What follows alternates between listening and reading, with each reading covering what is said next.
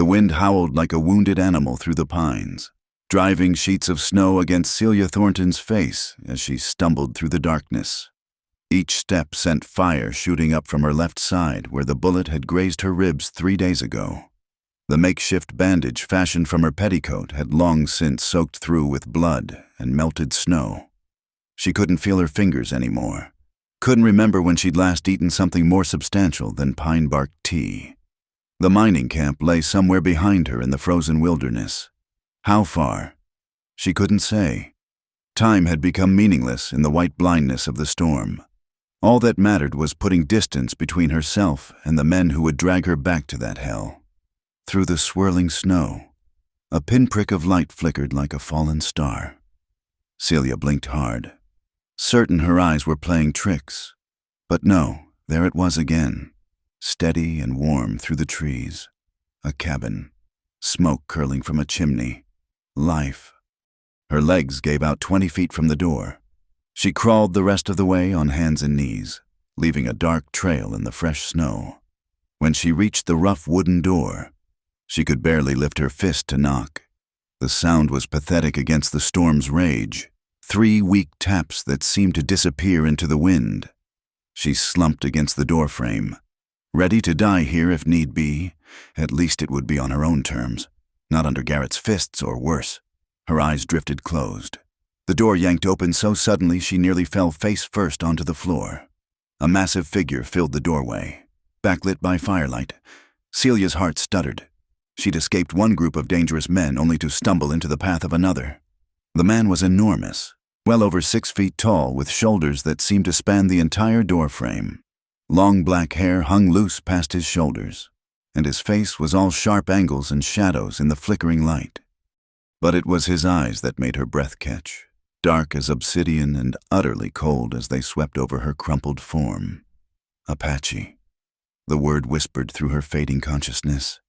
She'd heard stories in the mining camp, warnings about the natives who still roamed these mountains, warriors who'd refused to surrender, who killed without mercy. "Please," she whispered through cracked lips. "Just one night. I'll be gone come morning." Those black eyes narrowed. For a long moment, he simply stared at her, taking in the blood-soaked dress, the frostbitten fingers, the way she swayed even on her knees. Then, without a word, he bent down and lifted her into his arms as easily as if she weighed nothing. The warmth hit her like a physical blow. She gasped, her frozen body screaming as sensation returned. He carried her to a rough-hewn chair near the fireplace and set her down with surprising gentleness. Then he stepped back, arms crossed over his broad chest, watching her with the wariness of a wolf evaluating wounded prey. "The storm will last 3 days," he said finally. His voice was deep, accented but clear. Maybe 4. Celia's heart sank. She'd promised to leave come morning, but already she could hear the wind intensifying outside, rattling the sturdy walls. I can't stay. I won't be any trouble. I'll sleep in the corner, out of your way. You're bleeding." She looked down at her side where fresh red had begun seeping through the fabric. "It's nothing. Just a scratch." His expression didn't change, but something shifted in those dark eyes. He turned away and began pulling items from a shelf. Clean cloth, a bottle of something clear, a needle and thread. When he approached her again, Celia instinctively pressed back into the chair. "I won't hurt you," he said, though his tone suggested he didn't particularly care if she believed him. "But that wound will fester if it's not cleaned." She had no choice. Slowly, with trembling fingers, she loosened the laces of her bodice just enough to expose the angry red furrow along her ribs. His hands were surprisingly gentle as he cleaned the wound, though the whiskey he poured over it made her bite her lip hard enough to draw blood. "Bullet?" he asked, threading the needle with practiced ease. She nodded, not trusting her voice.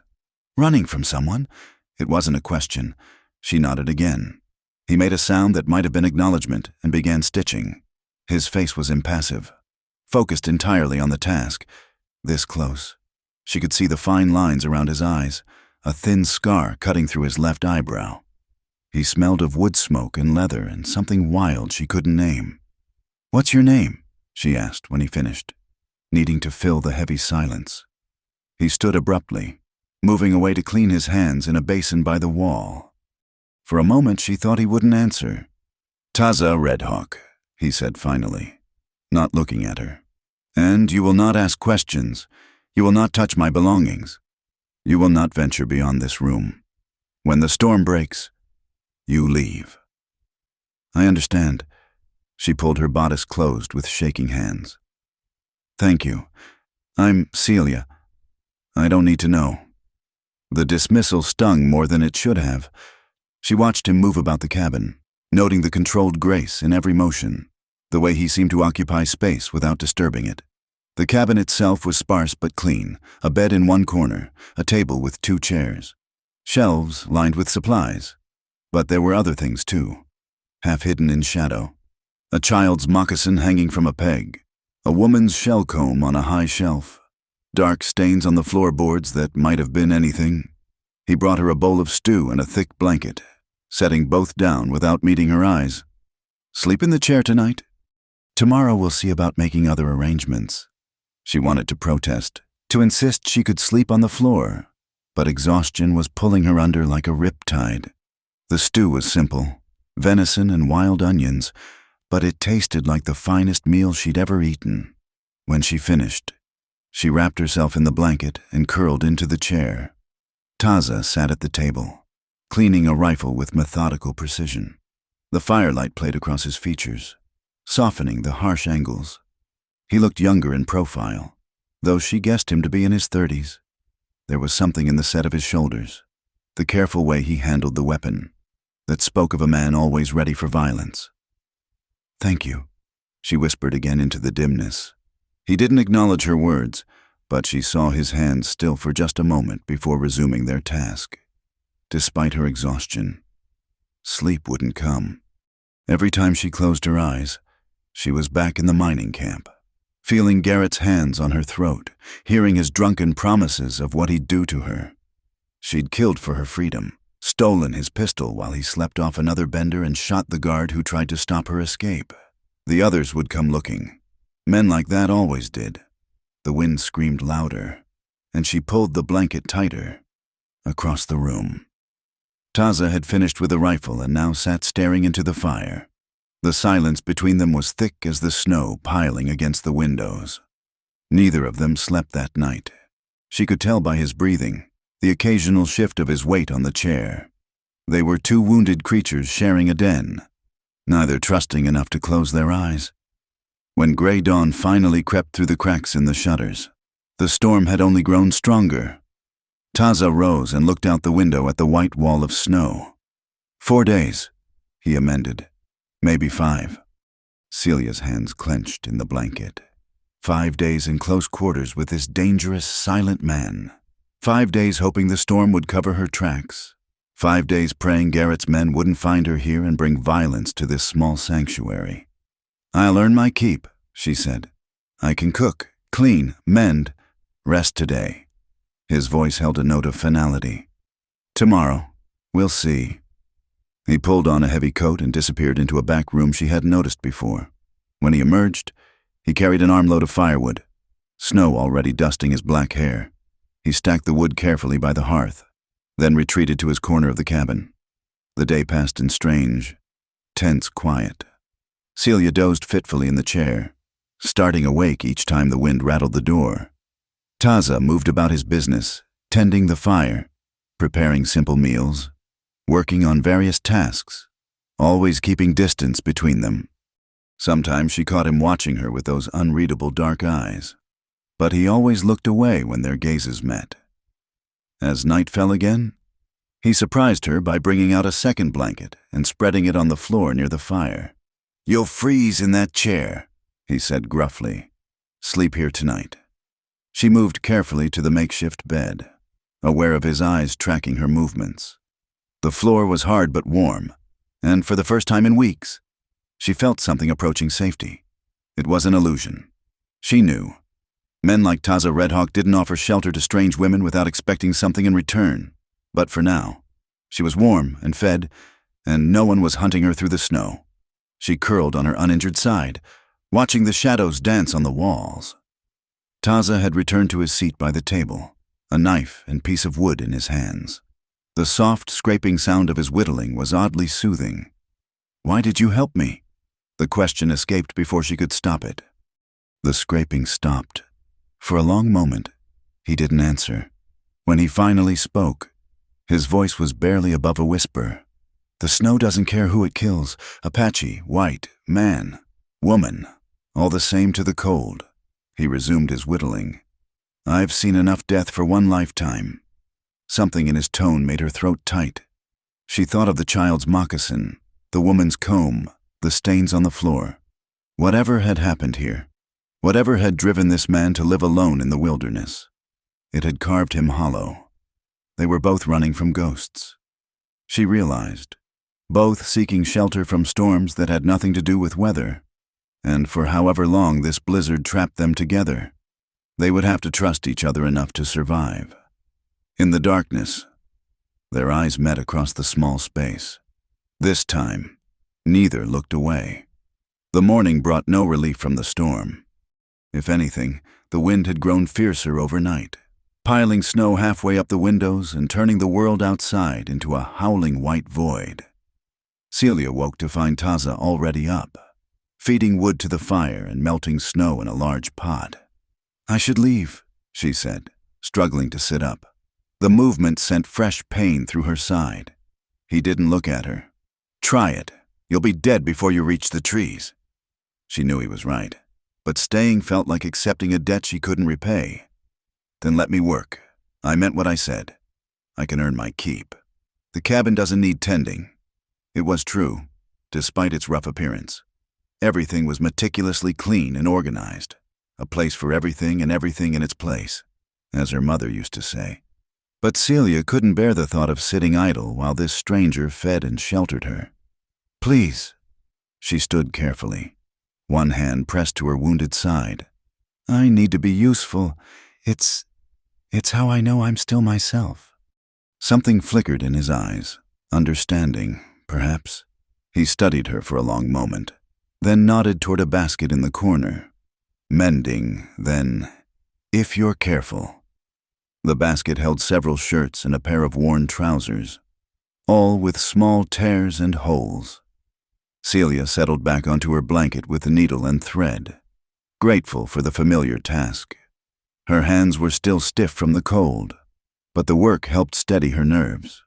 They passed the morning in silence, Taza working on various tasks while she mended.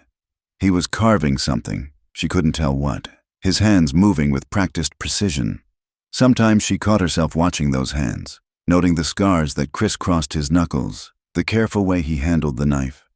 "You're good at that," he said suddenly, gesturing to the shirt she was working on. "My mother taught me. She was a seamstress back in St. Louis, before—" She trailed off, not wanting to share too much. "Before you came west?" "Yes." She focused on her stitching. "My husband thought we'd find fortune in the gold fields. Instead, he found a cave-in, and I found myself with debts I couldn't pay." She hadn't meant to say so much, but something about the quiet cabin and the storm's isolation loosened her tongue. Taza said nothing, but she sensed he was listening. "The mining company took everything. Said I owed them for his equipment, his bunk space, even the cost of digging him out." Her voice turned bitter. "When I couldn't pay, they found other uses for me. You killed someone." She looked up sharply. His expression was neutral. No judgment in those dark eyes. "The guard. When I took the gun, he tried to stop me."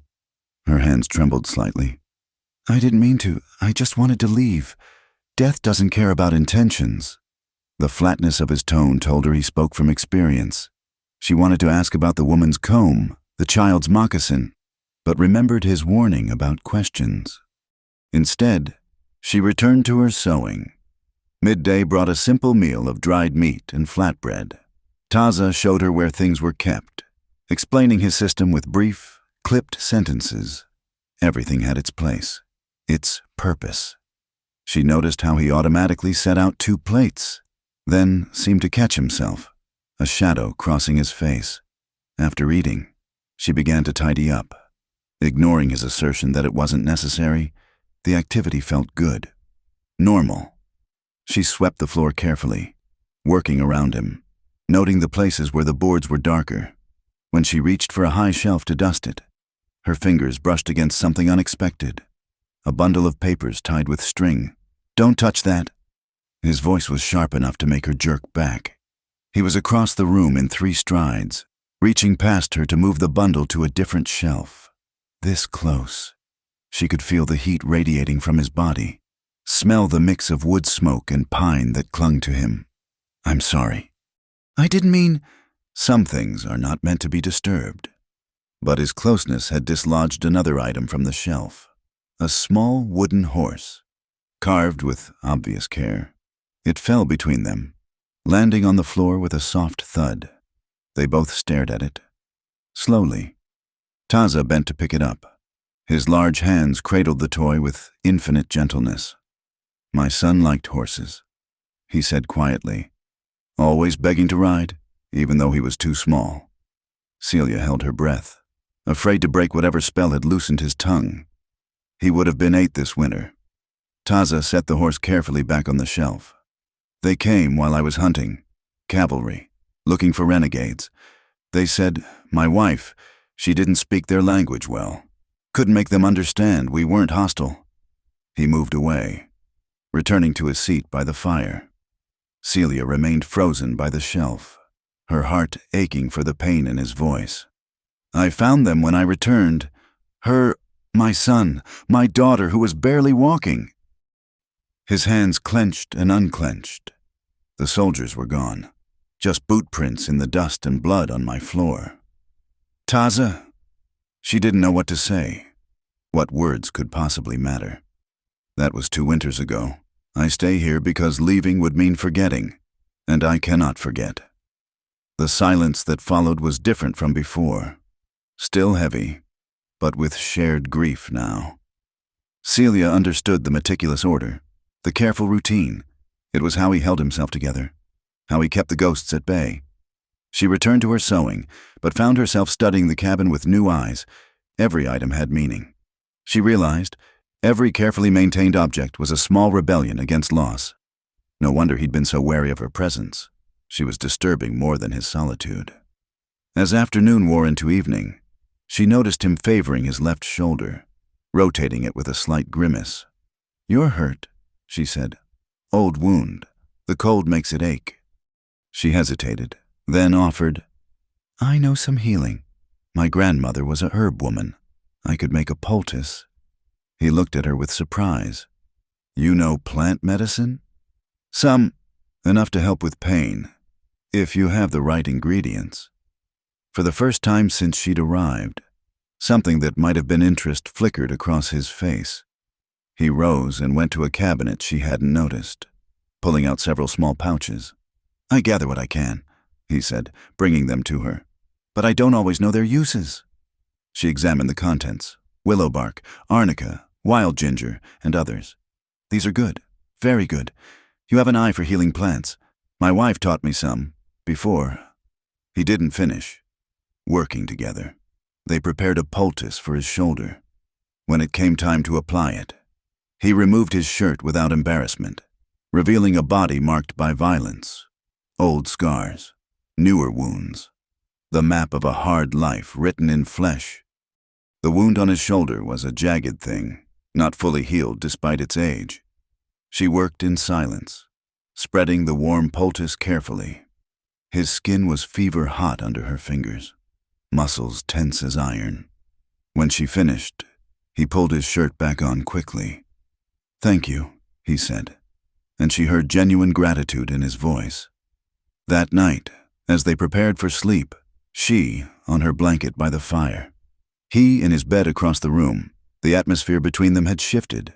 They were no longer complete strangers, though trust was still a fragile thing. "Celia," he said suddenly from the darkness. "Yes? Your husband. Did you love him?" The question surprised her. She considered lying, then decided he'd offered her truth and deserved the same. "No, but he was kind. Mostly. That was enough. And now I belong to no one but myself." even if it kills me. She heard him shift in his bed. The storm will break. You'll leave. It's better that way. Yes, she agreed, though something in her chest tightened at the thought. It's better. But as she lay listening to the wind howl and his breathing slowly even into sleep, she wondered if either of them believed it. The cabin felt less like a trap now and more like a refuge, not just from the storm outside, but from the storms they each carried within. In the dying firelight, she saw the wooden horse on its shelf, standing patient vigil over the ghosts of this place. Tomorrow she would dust around it more carefully. Tomorrow she would respect the sacred spaces of his grief while sharing this temporary shelter. Tonight, though, she simply pulled her blanket closer and let the strange comfort of not being alone wash over her. Across the room, Taza's breathing deepened. She wondered if he, too, was finding unexpected solace in the presence of another wounded soul. The storm raged on, sealing them in their small world of warmth and cautious understanding. Neither spoke of the growing ease between them, the way their movements had begun to accommodate each other. It was still too fragile, too dangerous to acknowledge. But it was there, nonetheless, a tiny flame flickering to life in the frozen wilderness of their hearts. The storm finally showed signs of weakening on the fourth day. Celia woke to a different quality of light filtering through the windows, still gray, but brighter somehow. The wind had dropped from a howl to a moan, and occasional breaks in the clouds revealed glimpses of pale sky. Tomorrow, perhaps, Taza said, reading the weather with practiced eyes, or the day after. Neither of them acknowledged the strange disappointment that colored his words. Over the past days, they had fallen into a rhythm. Quiet mornings by the fire, afternoons of small tasks and carefully shared stories, evenings of companionable silence. The wariness between them had eased into something almost like friendship, though both were careful not to name it. "I'll need to check the snares," he announced after breakfast. "Game will be moving after the storm." "I could help," Celia offered. "I'm stronger now. The wound is healing well." He studied her for a moment, then nodded. "Stay close. The snow can be treacherous." She borrowed one of his old coats, rolling up the two long sleeves, and followed him out into a world transformed. The storm had sculpted the landscape into something alien. Drifts taller than a man. Trees bent nearly double under their white burden. The air was so cold it hurt to breathe, but also crystal clear, pure in a way she'd never experienced. Taza moved through the snow with surprising grace for such a large man, finding paths where she saw only white walls. He showed her how to read the snow's surface, where it was stable and where it might give way. His teaching was patient, thorough, so different from the harsh barking of orders she'd grown used to at the mining camp. The first snare was empty. The second held a fat rabbit. Taza dispatched it quickly, cleanly, murmuring something in Apache that sounded like gratitude. "You thank the animal?" she asked. "All life is sacred. Taking it requires acknowledgement." He reset the snare with practiced motions. "My people believe the animal's spirit must be honored, or it will tell others of its kind to avoid your traps." "That's beautiful," she said softly. "My grandmother had similar beliefs, though she was Scots-Irish. She said the land remembered kindness and cruelty both." He looked at her with interest. "Your grandmother sounds wise." She died when I was 12, but I still remember her teachings. Perhaps that's why." She gestured at the poultice that had helped his shoulder. "Why some things stayed with me." They continued checking snares, moving deeper into the forest. The silence here was profound, broken only by the soft crunch of their footsteps and the occasional crack of a branch shedding its snow burden. Celia found herself mesmerized by the beauty of it, the way ice crystals caught the light, the perfect preservation of animal tracks. She was so entranced she didn't notice the danger until too late. The snow beneath her feet gave way suddenly, and she plunged downward with a cry of alarm. She landed hard on an ice-covered slope, her feet shooting out from under her. Gravity took hold, sending her sliding down toward where the slope ended in a dark drop-off, a ravine hidden by the storm. Terror froze her throat. She clawed at the ice, finding no purchase, picking up speed. Strong hands caught her coat, hauling her back with tremendous force. Taza pulled her up and away from the edge, his arms wrapping around her as they both fell backward into safer snow.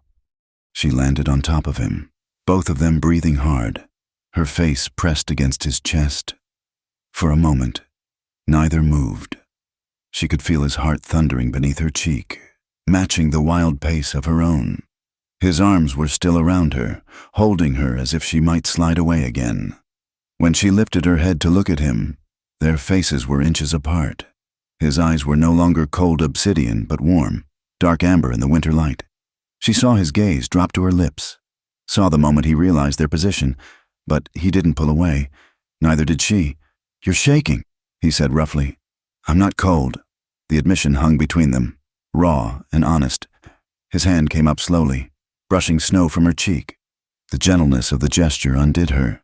She turned her face into his palm, closing her eyes. "Celia." Her name was a warning on his lips. "I know," she whispered. "I know all the reasons why not." He sat up slowly, helping her to her feet but keeping one arm around her waist.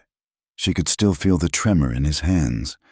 "The edge was closer than you knew," he said. A moment later, "But you caught me. This time." His jaw tightened. "I couldn't. Not again. Do you understand? I couldn't watch another—" She pressed her fingers to his lips, stopping the words. "I'm here. I'm safe. You saved me." He caught her hand, holding it against his mouth for a heartbeat before stepping back. "We should return. The weather could turn again." They made their way back to the cabin in silence, but the space between them hummed with unspoken words. Once inside, Taza busied himself with the rabbits while Celia made tea with shaking hands. When she brought him a cup, their fingers brushed. Both froze. "This cannot be," he said quietly, not looking at her. "You'll leave when the storm clears. It's safer for you." "Safer from what? From Garrett's men or from you?" His head came up sharply. "I would never harm you." "I know that, but you're so afraid of letting anyone close again that you're already pushing me away." "You don't understand, don't I?" She set down her cup harder than necessary.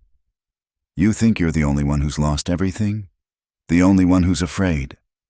I watched my husband die slowly in a hospital tent, coughing up stone dust and blood. I was sold like cattle to pay his debts. I shot a man to escape. I have nothing left but the clothes you've lent me and a bullet wound that reminds me what freedom costs. So don't tell me I don't understand loss." Her outburst seemed to shock them both. Taza stood slowly, crossing to where she stood by the fire. "I'm sorry," he said. "You're right. I have no monopoly on grief." "I'm not asking for promises," she said, her voice softer now. "I know I have to leave. I know this, whatever this is, can't last. But does that mean we can't have even a moment of comfort? Must we be alone, even when we're together?" He reached out, his fingers ghosting over the place where her wound was healing. "When they died, I thought I died too. I've been a ghost haunting this cabin, going through the motions of living. Then you knocked on my door, bleeding and half frozen. And for the first time in 2 years, I felt something. It terrifies me." "Me too," she admitted. "But I'm more terrified of feeling nothing at all, of becoming like those men at the camp, dead inside, taking what they want because they can't feel anything else anymore." He cupped her face in his hands, thumbs brushing over her cheekbones. "You could never be like them. There's too much life in you, too much fire, even half dead in the snow. You burned bright." She leaned into his touch, her hands coming up to rest on his chest. "Then let me burn. Just for tonight. Just for now." He made a sound somewhere between a growl and a sigh, his forehead dropping to rest against hers. They stood that way for a long moment, breathing each other's air, balanced on the edge of something irreversible. "I don't remember how," he whispered. "How to be gentle, how to touch without breaking." She turned her head, pressing her lips to his palm. "Then we'll remember together." He kissed her then, and it was nothing like she expected. Not the desperate hunger of a man too long alone, but something achingly tender, as if she were made of spun glass, as if he were learning the shape of hope again through her lips. His hands trembled against her skin, and she realized he was as frightened as she was. They moved together toward his bed, not rushed, not fevered, but with the careful deliberation of two people choosing to step off a cliff together. When he pulled back to look at her, his eyes held a question. "Yes," she said simply. "Yes." They came together with the storm dying outside, with the ghosts of their pasts watching from the shadows. It was clumsy at first, both of them too aware of their damages, too careful of each other's wounds.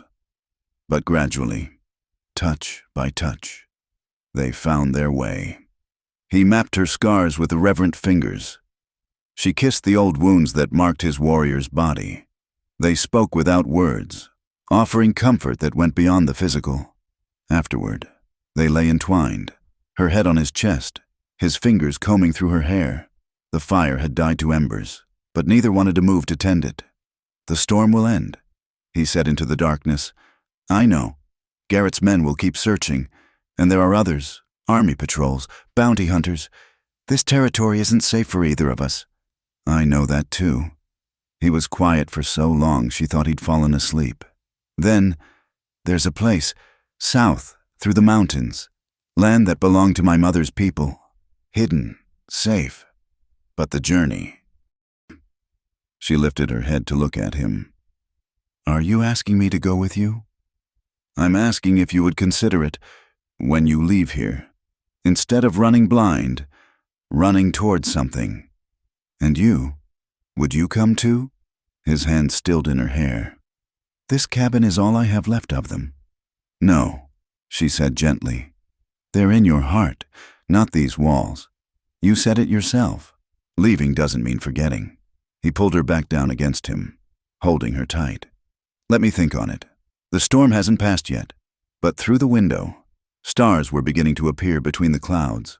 Time was running short for decisions, for possibilities, for the fragile bloom of connection that had grown between them in this small, warm space removed from the world. Celia closed her eyes and listened to his heartbeat, strong and steady beneath her ear. Whatever tomorrow brought, she would have this moment of not being alone, this sharing of warmth between two winter-wounded souls. It was more than she'd dared hope for when she'd stumbled out of the storm. It might have to be enough. The morning after was filled with a strange shyness.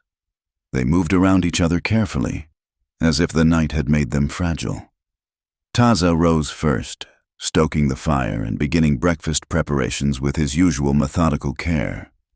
Celia watched him from the bed, memorizing the way morning light caught in his hair, the controlled grace of his movements.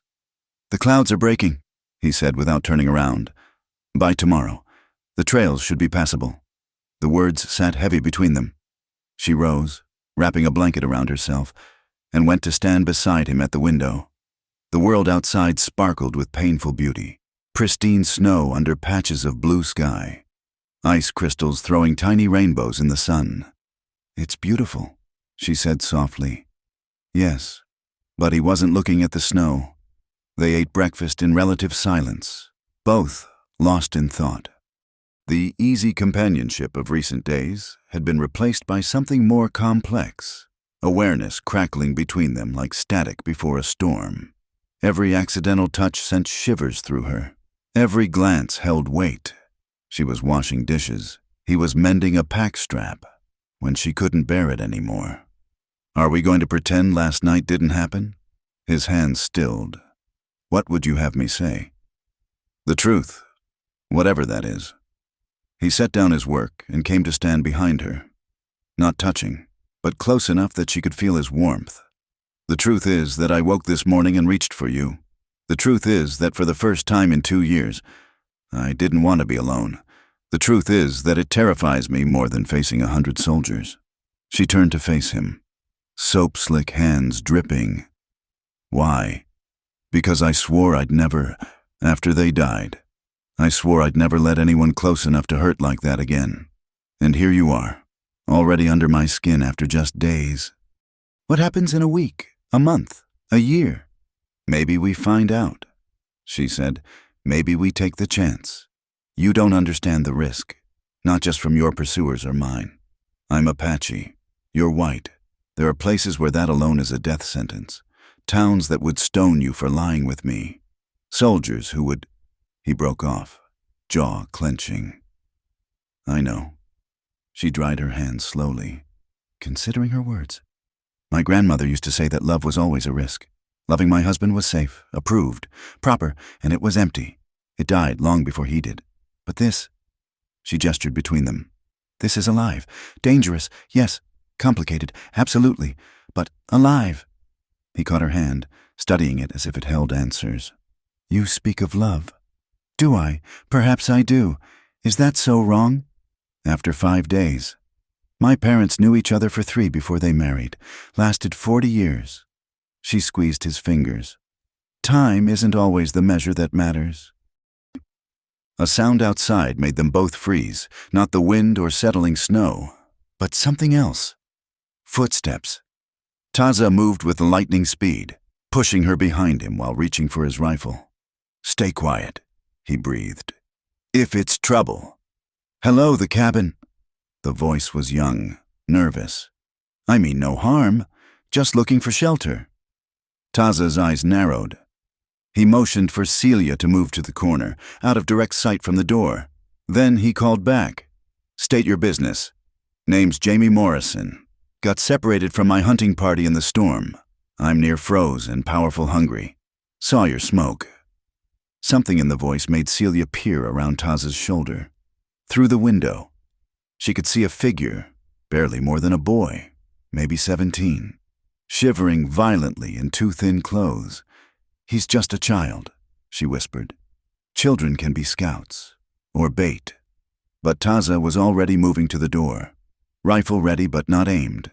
He opened it carefully. The boy on the doorstep was indeed young, with sandy hair and blue lips from cold. His hands were empty, raised to show no threat. But Celia saw Taza notice the same thing she did, the quality of his boots, too fine for a simple hunter. The way his eyes darted past Taza, searching the cabin's interior. Please, the boy said through chattering teeth. Just need to warm up. I can pay. No need.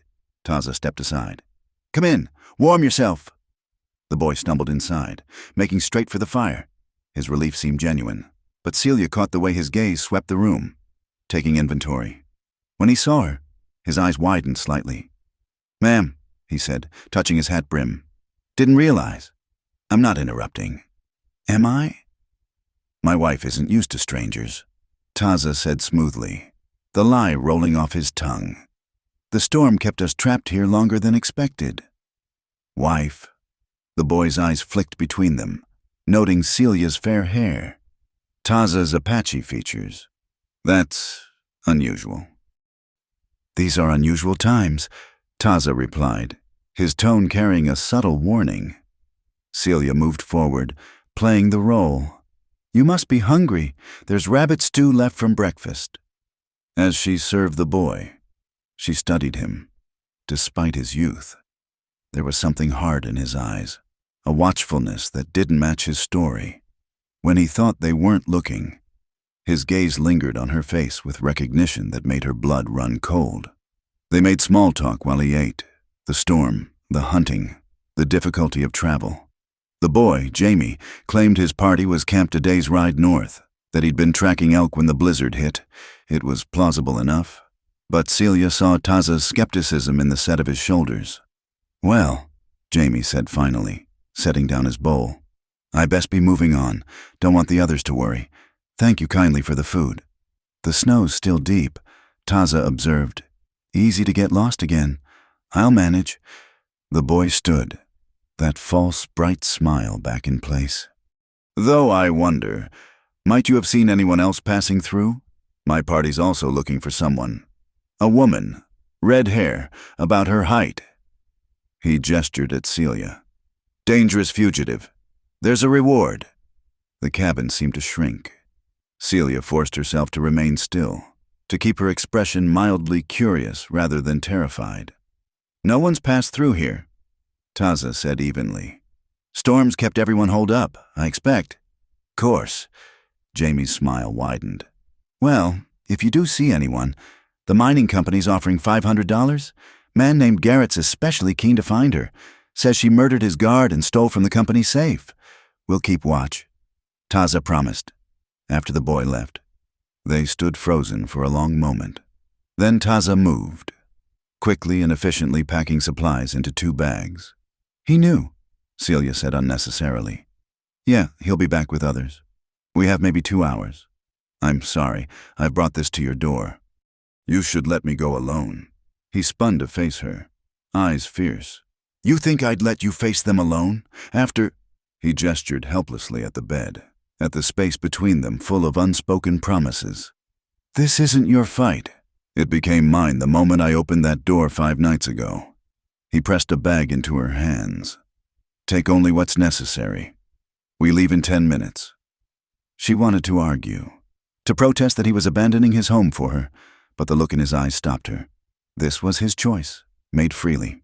She wouldn't dishonor it with false protests. They worked in swift silence, packing food, ammunition, medicine.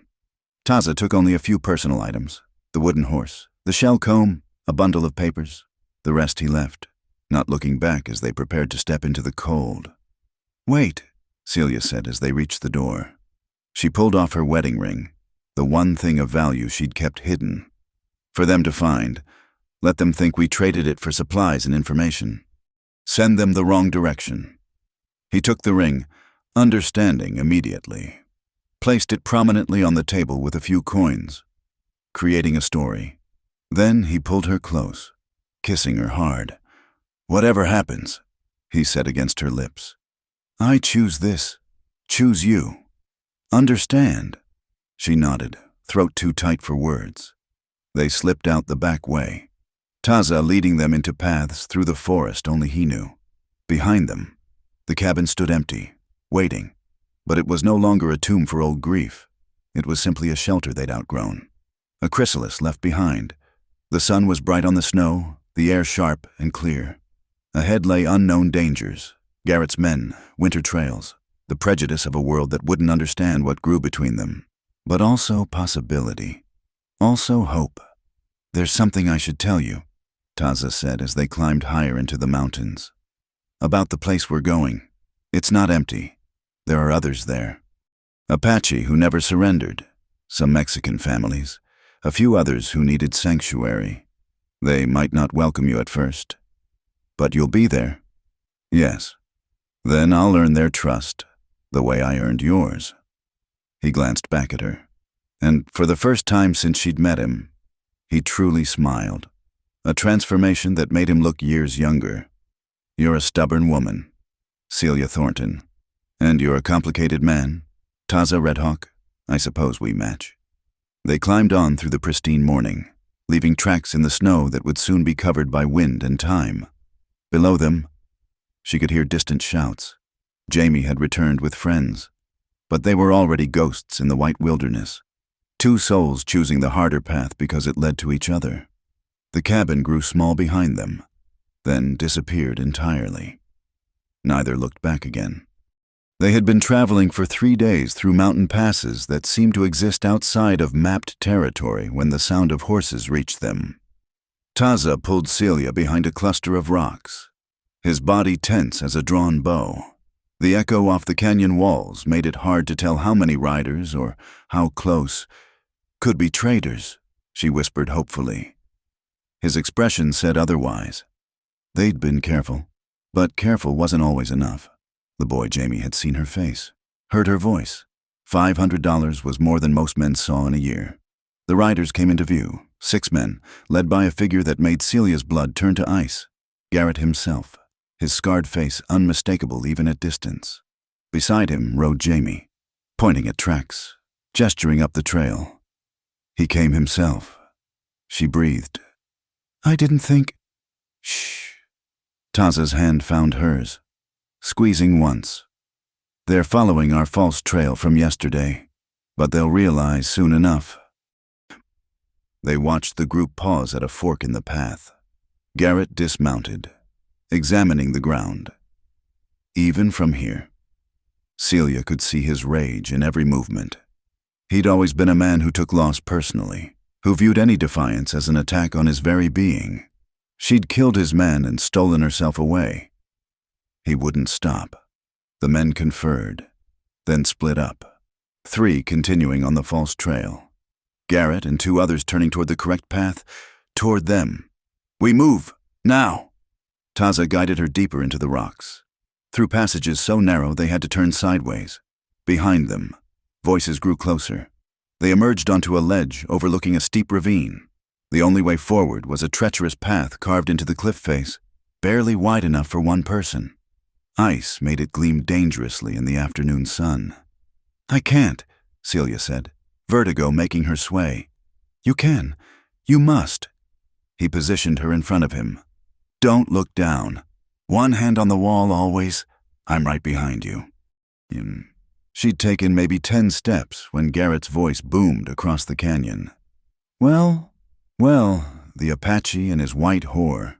Did you think you could hide forever? Keep moving, Taza said quietly. Don't look back. The thing is, Garrett continued, his voice carrying clearly, I don't even care about the money anymore. It's the principle. You don't steal from me and live. A shot rang out. Rock exploded near Celia's hand, making her cry out and nearly lose her grip. Taza steadied her. The next one goes in her back. Savage, Garrett shouted. Unless you want to discuss terms. Taza was silent for a moment. Then, loud enough to carry, state your terms. The woman returns with me. You walk away. Everyone lives. No. Celia turned carefully to face him. Don't you dare. Counteroffer, Taza called back. You leave now. Everyone lives. Garrett's laugh was ugly. You're hardly in a position to negotiate. 3 guns to your 1, and the lady makes such a pretty target. Another shot, this one deliberately close. Celia pressed against the wall, shaking. They were trapped, couldn't go forward fast enough, couldn't go back, but she saw something in Taza's eyes, a calculation. Celia, he said very quietly, when I tell you, drop flat against the ledge, no matter what. What are you? Trust me. He raised his voice again. Garrett, man to man, no guns. You want her? Fight me for her. Taza, no. But Garrett was already laughing. The savage wants to play noble? Fine. I've been wanting to gut an Apache up close. Taza stepped carefully around Celia, moving back toward the wider part of the ledge. He set down his rifle, removed his knife belt. Garrett appeared at the ledge's entrance, also disarming, though his men kept their weapons trained. Whoever wins takes the woman and walks away free, Garrett said. Your word on it. Savage. My word. Taza agreed. They circled each other in the small space. Garrett was bigger, heavier, but Taza moved like water. The first clash was brutal, Garrett rushing forward with brute force. Taza sliding aside and landing a punishing blow to his ribs. Is this what you did to them? Garrett snarled, swinging wildly. Your squaw and brats? Did they die screaming? Taza's control never wavered, but Celia saw the words hit. His next strike was harder, faster. Catching Garrett across the jaw, blood sprayed across the snow. They grappled near the edge, each seeking advantage. Garrett was a dirty fighter, going for eyes, throat, any vulnerable spot. But Taza had been forged in harder fires. Every movement was economical, purposeful. Then Garrett pulled a hidden knife from his boot. His men laughed, making no move to stop the betrayal. The blade caught Taza's side, sending him to one knee. Taza! Celia started forward. Now! He shouted. She dropped flat just as Taza rolled backward, grabbed his rifle in one smooth motion, and fired. Not at Garrett. At the ice-laden overhang above the ledge entrance. The shot echoed like thunder. For a moment, nothing. Then a crack, a groan, and the overhang collapsed in an avalanche of ice and rock. Garrett's men disappeared under tons of debris, their shouts cut short. Garrett himself, standing at the edge, had nowhere to go. Taza rose, blood seeping through his shirt, and advanced on the bigger man. Garrett swung desperately with his knife, but Taza caught his wrist, twisted sharply. The blade fell, skittering across ice toward the drop. "You took everything from me once," Taza said quietly. "I won't let it happen again." With controlled force, he drove Garrett backward. The man's boots scrabbled for purchase on the ice. Found none. His eyes widened as he realized what was happening. "Wait!" Taza released him. Garrett windmilled for balance, reaching out desperately. His fingers brushed Taza's shirt. Then he was gone, his scream echoing off canyon walls until it cut off abruptly. Taza stood at the edge for a moment, swaying. Then his knees buckled. Celia caught him as he fell, pressing her hands against the knife wound. "You fool," she said through tears. "You beautiful, reckless fool." Had to end it. His face was gray with pain. "Couldn't let him? Not again." She helped him away from the edge, tearing strips from her petticoat to bind the wound. It was deep but clean, missing anything vital by inches. Still, he'd lost blood, and they were miles from anywhere. "There's a cave," he said through gritted teeth. "Half-mile up, shelter." Supporting each other, they made their slow way along the treacherous path. The cave was little more than a hollow in the rock, but it was dry and hidden. Celia built a small fire with shaking hands, while Taza sat propped against the wall, directing her to the medical supplies in his pack. "The others," she said as she worked. "The ones who went the wrong way. They'll come back. The avalanche blocked the trail. They'll have to go around. Days, maybe weeks, if more snow comes." He caught her hand. "We're safe for now." "Safe?" She laughed, edge of hysteria in it. "You're bleeding. We're trapped in a cave, and—" He pulled her against him, careful of his wound. "And Garrett is dead. His men are dead or scattered. You're free, Celia." The truth of it hit her slowly. Free. No more running. No more looking over her shoulder. The man who'd haunted her nightmares was gone, broken on the rocks below. "I'm sorry," she whispered. "This is my fault, all of it." "No." His voice was fierce. "Garrett chose his path. Those men chose theirs, just as I chose mine." His hand cupped her face. "I would choose it again, every time." She kissed him carefully, tasting blood and snow and freedom. When she pulled back, some color had returned to his face. "So what now?" she asked. "Now we rest, heal, then continue south." He managed a slight smile. "Unless you've reconsidered, the offer to walk away stands. You're free now. You could go anywhere." "You're still trying to get rid of me?" "I'm trying to give you choices, real ones." She considered it seriously. She could go east, back to civilization, find work in a city where no one knew her name, build a safe, quiet life. Instead, she said, "I choose the complicated Apache who saved my life. I choose the uncertain path with him. I choose the chance at something real, even if the world doesn't understand it." "The world rarely understands anything worthwhile," he agreed. They spent 2 days in the cave, nursing Taza's wound, waiting for strength to return. On the second night, as they lay wrapped together for warmth, he spoke of the place they were going. "Hidden Valley, we call it, protected on all sides by mountains, fed by hot springs.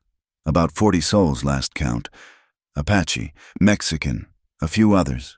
My mother's sister lives there. She won't welcome you at first. I'll win her over. You sound certain." "I am." She traced the edges of his bandage carefully. "I'll learn your language, your customs. I'll work hard and cause no trouble. And eventually, they'll see what you see in me." "What do I see?" "Someone who chooses to stay, not from obligation or lack of options, but from want, from love." She felt him tense slightly at the word. "Yes, love. I won't pretend otherwise anymore." He was quiet so long she thought he'd fallen asleep. Then, in my language, we have a phrase, "Shenia." It means, "You are my life." I thought I'd never say it again.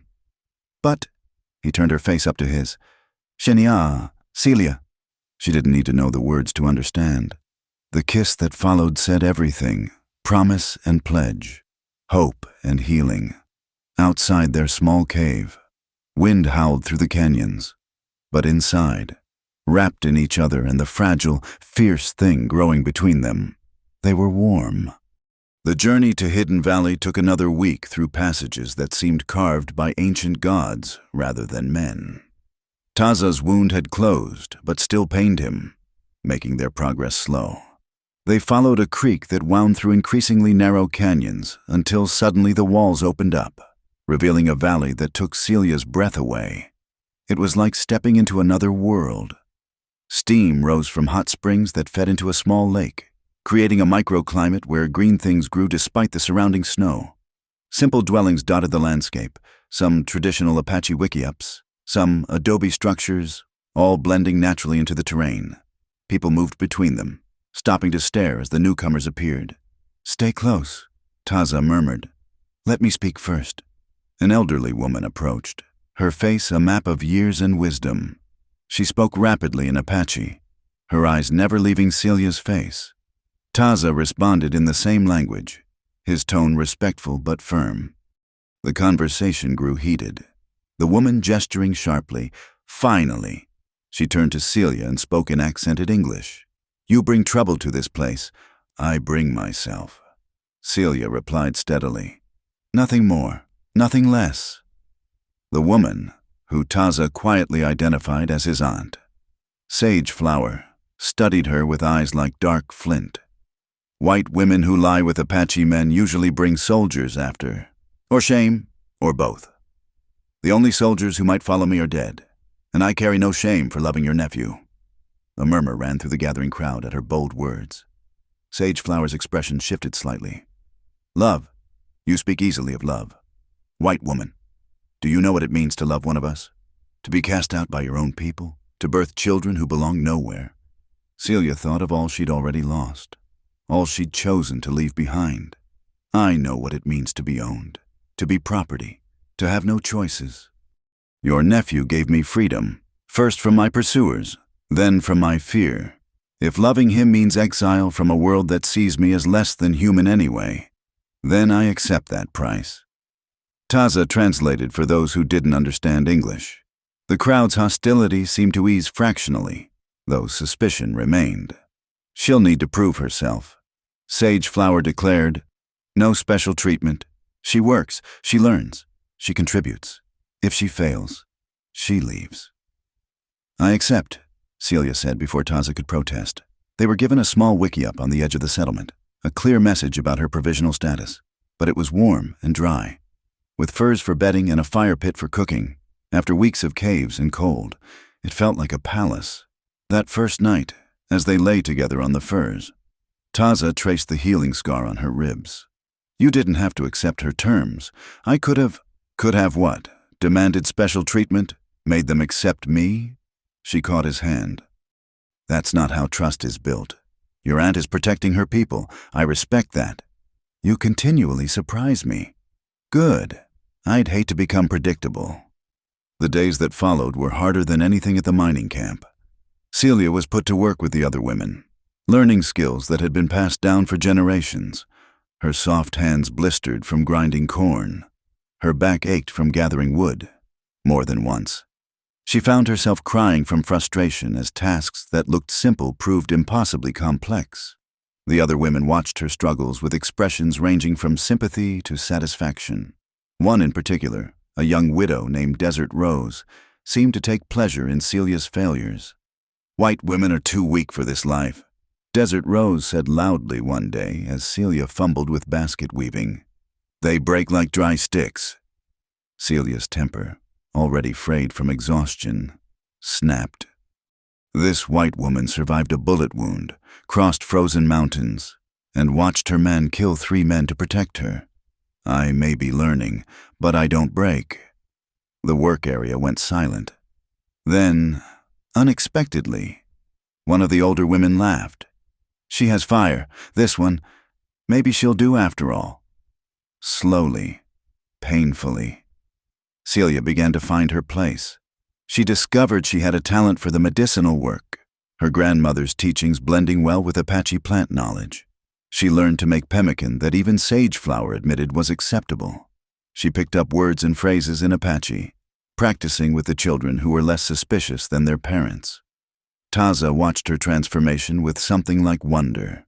In the evenings, he would return from hunting or scouting to find her sitting with the other women, learning beadwork or listening to stories. Her pale skin had darkened from sun.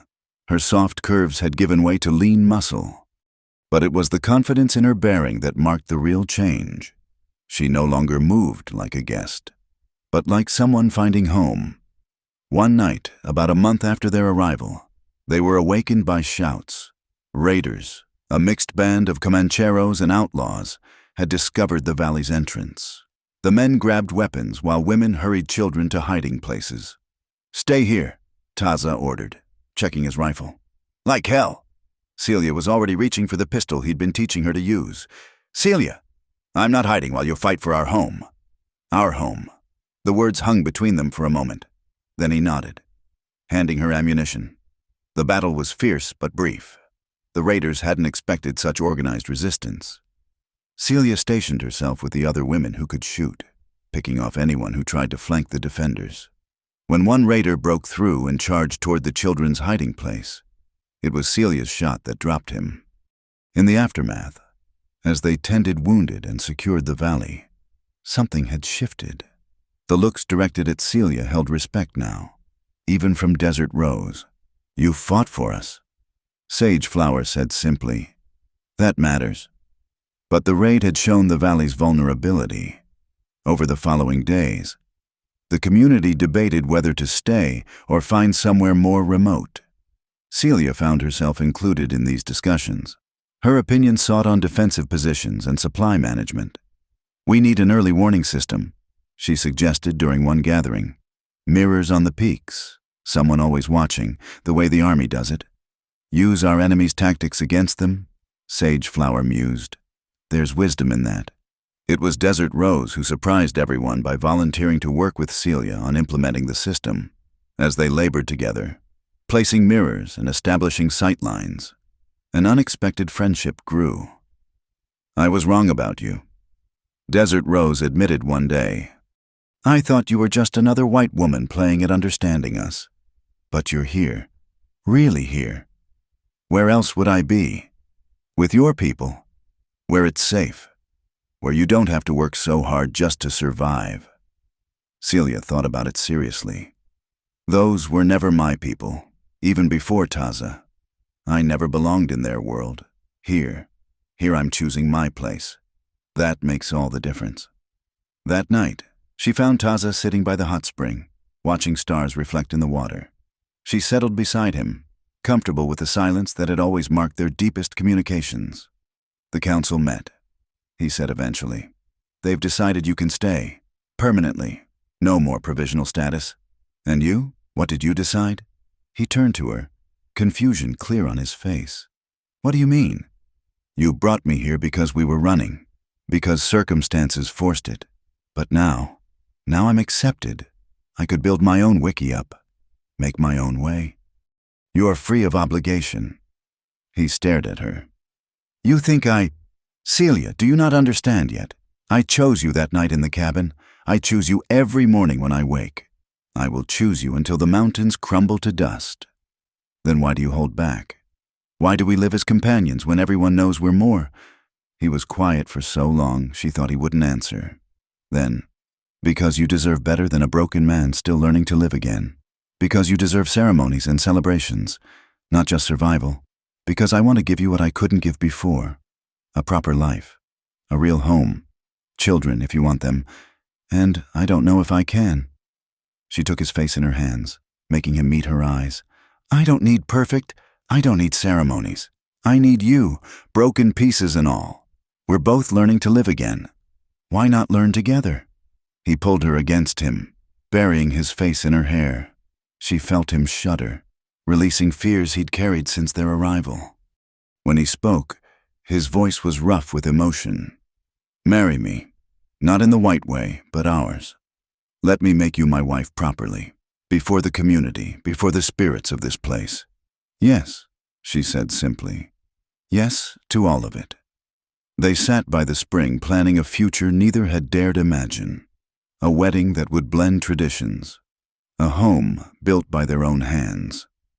The possibility of children who would grow up truly belonging to this hidden sanctuary.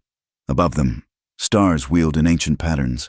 Around them, the valley slept peacefully, guarded now by the warning system Celia had designed, and between them, love that had begun in violence and desperation transformed into something sustainable. A choice made daily. A life built carefully. A happiness earned through pain. The wedding preparations had been underway for 2 weeks when the mirror signals started flashing from the northern peaks. Celia was grinding herbs with Desert Rose when the warning came. Riders approaching. Too many to count clearly. The entire valley mobilized with practiced efficiency. Could be traders, Desert Rose said hopefully. But her hand was already on her knife. Taza appeared at Celia's side, rifle in hand. Not traders. They're moving too carefully, spreading out to surround the entrance. His jaw tightened. Military formation. Celia's blood ran cold. After months of peace, she'd almost forgotten the outside world existed. Garrett's men? No, this is something else.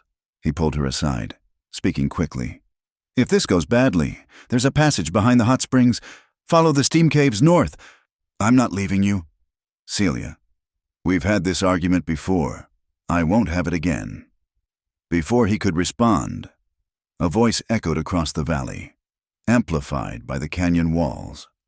Residents of this settlement, I am Colonel Marcus Webb of the United States Army. We have you surrounded. Send out your leaders for parley, or we'll consider you all hostiles. The council convened quickly. Sageflower, Taza, and 3 other elders would go. Celia watched them walk toward the valley entrance, her heart in her throat. He'll be fine, Desert Rose said quietly.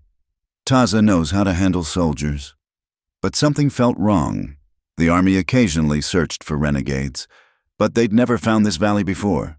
And the timing, just when life had settled into peace. The parley lasted an hour. When the group returned, Taza's face was carved from stone. He found Celia immediately, pulling her into their wiki-up. They're not here for the Apache, he said without preamble. They're here for you. What? But how? One of Garrett's men survived, Jamie Morrison. He made it to Fort Grant, told them about a white woman held captive by savages. Said he'd tried to rescue you but barely escaped with his life. His laugh was bitter. They're here to save you.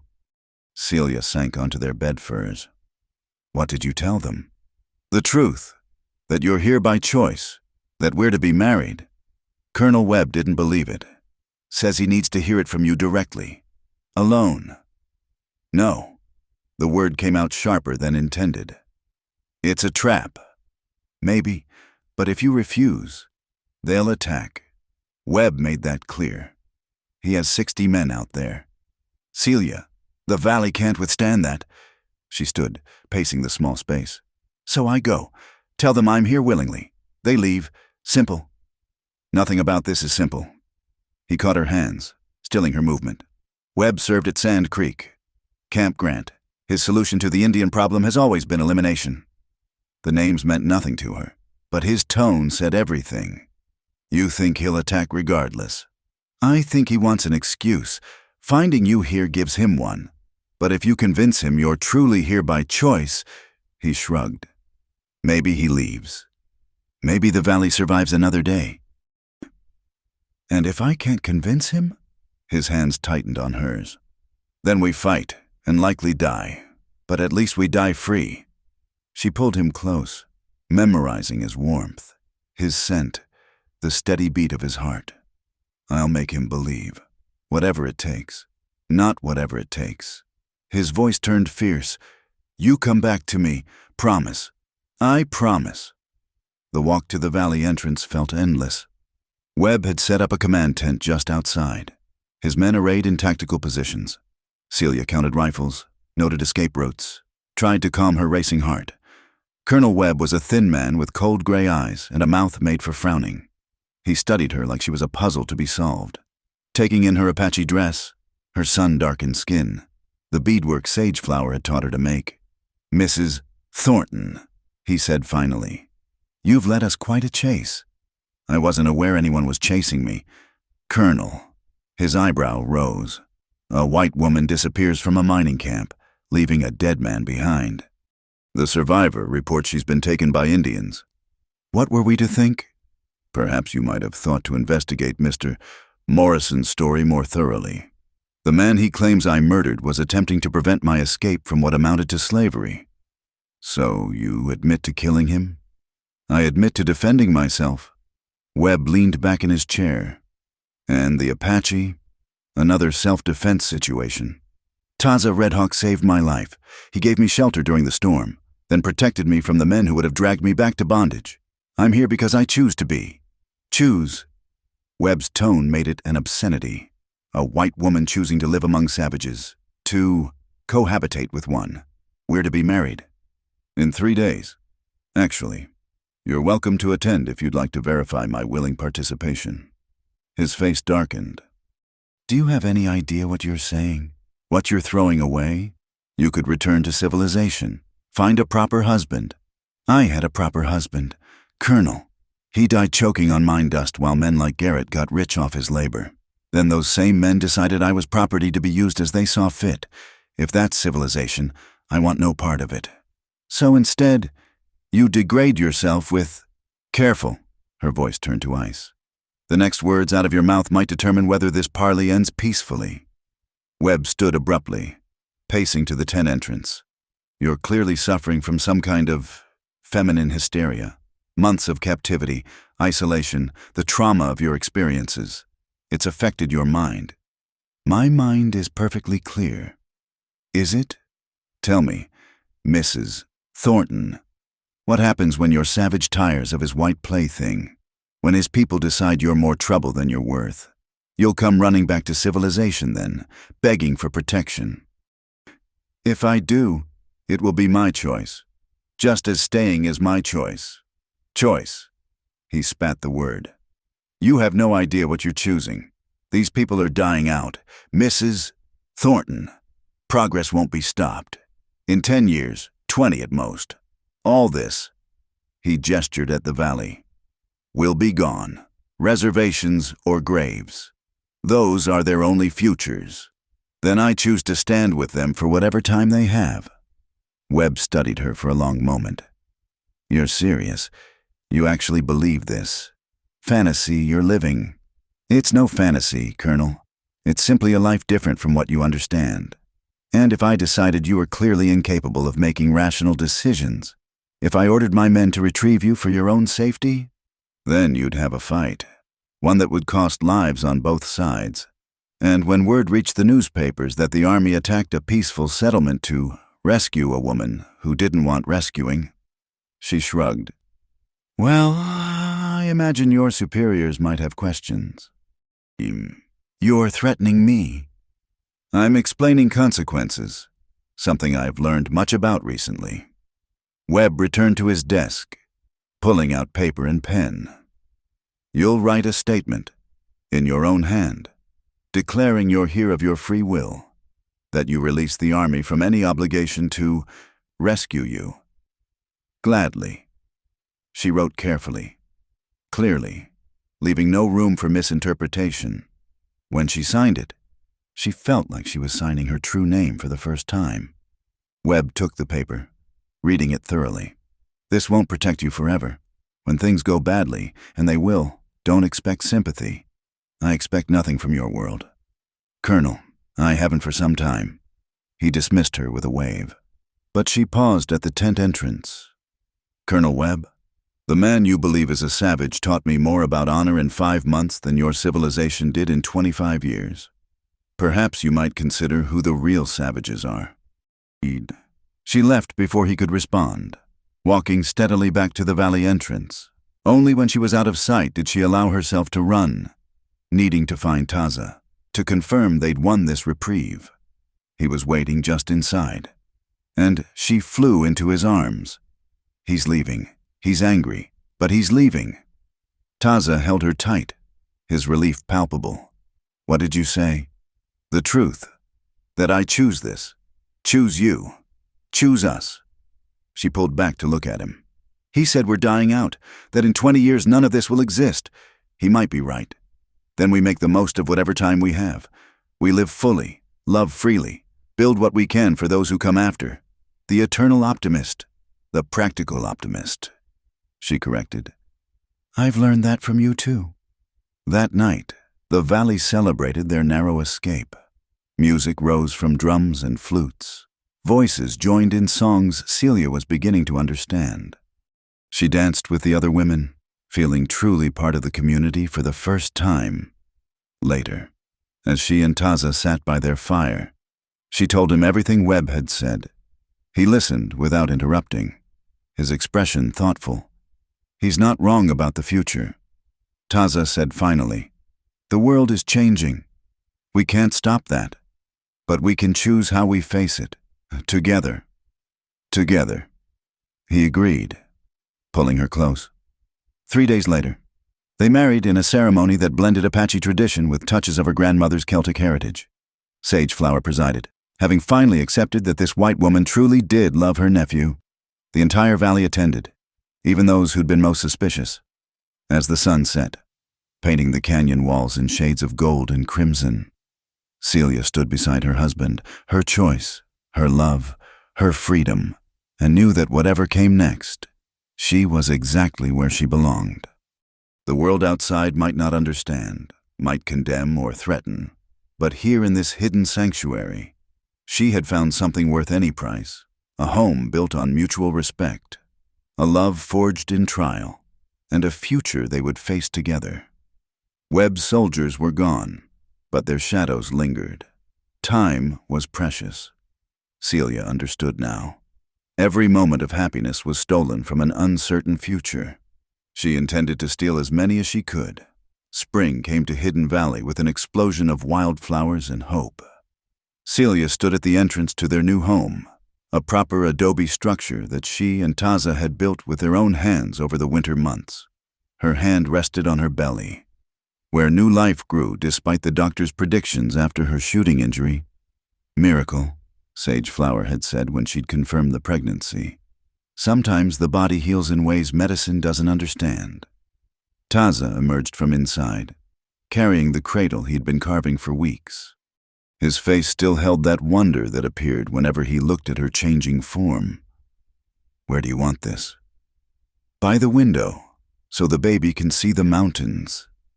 He set it down carefully, then wrapped his arms around her from behind, hands covering hers on her belly.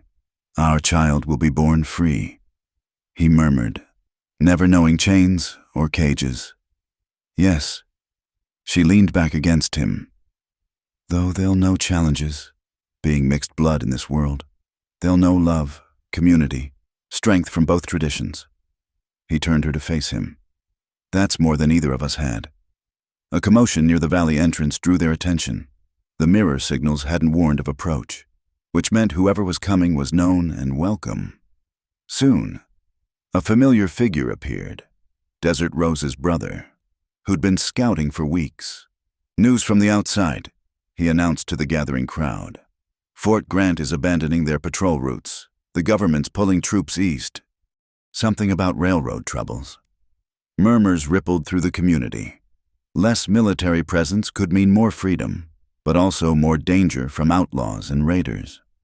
"There's more," the scout continued.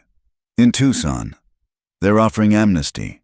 Any Apache who comes in peacefully, agrees to farm designated lands, receives full pardons and citizenship papers."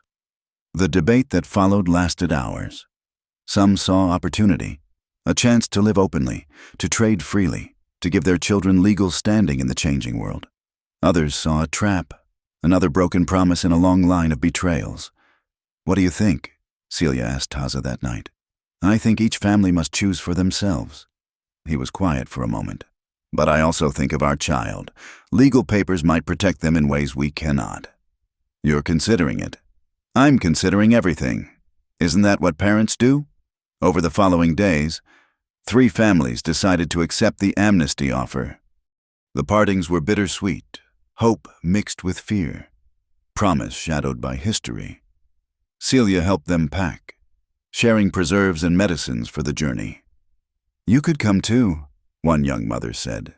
Your child would have better chances in town, schools, opportunities. Perhaps, but they'd also learn shame, learn to hate half of themselves. Celia shook her head. Here, they'll know who they are. The woman nodded. Understanding. Then we'll send word when we're settled. Keep the trade routes open between us. As the families departed, Celia noticed Garrett's former scout Jamie Morrison among the soldiers providing escort. He'd lost fingers to frostbite and walked with a permanent limp from his escape from the avalanche. But his eyes still held that calculating coldness. When he saw her, his face twisted with something between rage and disbelief. Should have known, he called out. Garrett always said you were too stubborn to die proper.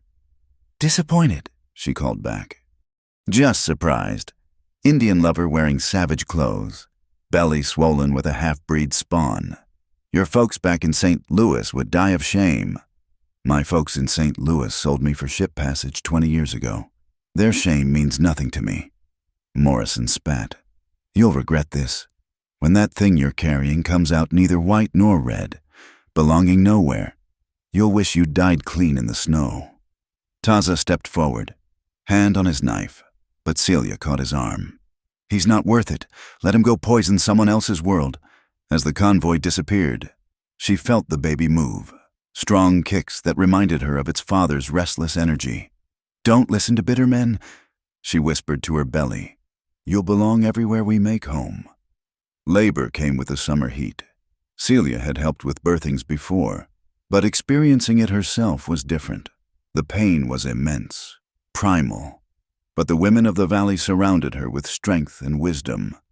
Sage Flower's hands were gentle as she guided the baby into the world. A son, she announced, placing the squalling infant on Celia's chest. Small but fierce, like his mother.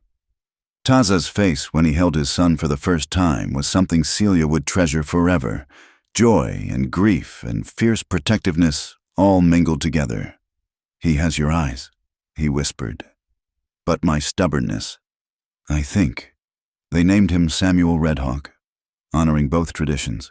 He grew strong in the valley's shelter, brown skin and blue eyes marking him as belonging to both worlds and neither. Celia watched him play with the other children, speaking Apache as easily as English, and felt a satisfaction deeper than anything she'd known. 2 years passed in relative peace. The families who'd accepted amnesty sent regular letters, some thriving, others struggling, all surviving. The valley evolved too, adapting to the changing world while holding to essential traditions.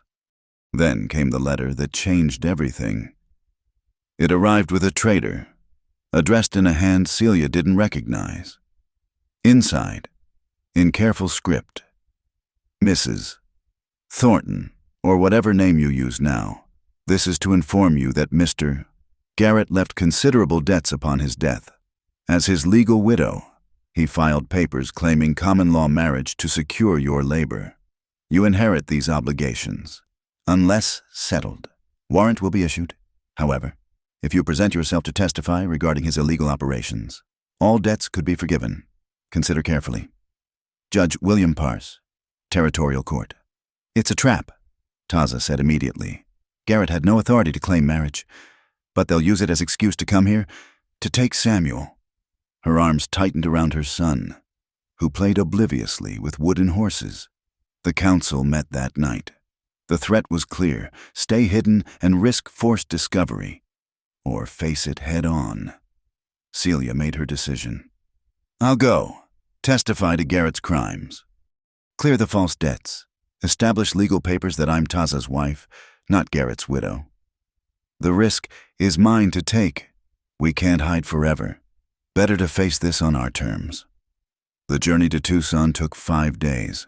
Taza insisted on coming, bringing 10 warriors as escort. Celia wore her best dress, Apache made but incorporating trader's cloth, marking her as existing between worlds. The courthouse was packed. Word had spread about the white woman who'd gone native, and curiosity seekers filled every bench. Judge Parse, an older man with kind eyes, seemed more interested in justice than sensation. Celia testified clearly, detailing Garrett's operations, the forced labor, the deaths of miners who questioned conditions. She produced documents she'd saved, contracts that amounted to slavery, records of withheld wages. Morrison, called to refute her claims, crumbled under questioning, eventually admitting to falsifying reports. The marriage claim, Judge Parse asked finally. A lie. I was married to Thomas Thornton until his death. Then to Taza Redhawk in Apache custom. Garrett had no claim on me beyond what he stole through force. Can you prove this marriage to Mr. Redhawk? Sageflower stepped forward from the gallery. I performed the ceremony, in our tradition, witnessed by 40 souls, more valid than papers signed under threat. The judge considered. The court recognizes cultural marriages when entered freely. Mrs. Redhawk, you're cleared of all debts and claims. Moreover, based on testimony, posthumous charges will be filed against Mr. Garrett's estate. You may receive compensation. I want nothing from his legacy but freedom. Understood. Court dismissed. Outside, Celia stood in Tucson's dusty streets, Samuel on her hip, Taza beside her. They'd won legal recognition, freedom from pursuit, a future more secure than before. Home? Taza asked. Home, she agreed. They returned to Hidden Valley as autumn painted the canyons gold. That night, as Samuel slept between them and stars wheeled overhead, Celia reflected on the strange path that had led her here. From desperate flight through a blizzard to this moment of peace, it seemed impossible. Yet here she was. No regrets?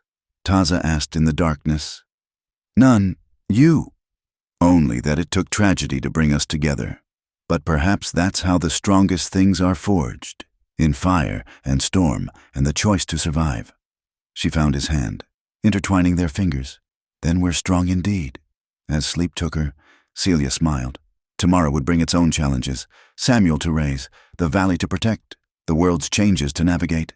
But tonight, she was simply a woman lying beside the man she loved, their child safe between them, in a home they'd built with their own hands. The giant Apache who'd once frozen when desire struck like lightning now slept peacefully, no longer haunted by ghosts. And the desperate woman who'd begged for just one night's shelter had found instead a lifetime of belonging. In the end, that's all any love story truly is. Two people choosing each other despite the odds, building something beautiful from broken pieces, and facing whatever comes next together. The candle flame of their happiness flickered but held steady, warming their small corner of a vast, wild world. Thank you for listening to this Wild West love story. I hope you enjoyed following Celia and Taza's journey from that frozen night to their hard-won happiness. Were you listening to this story? Please share in the comments below. I'd love to connect with fellow Western romance enthusiasts from around the world. Don't forget to subscribe to From Wild West channel for more tales of love, survival, and adventure in the American frontier. What did you think of Celia and Taza's story? Share your thoughts below.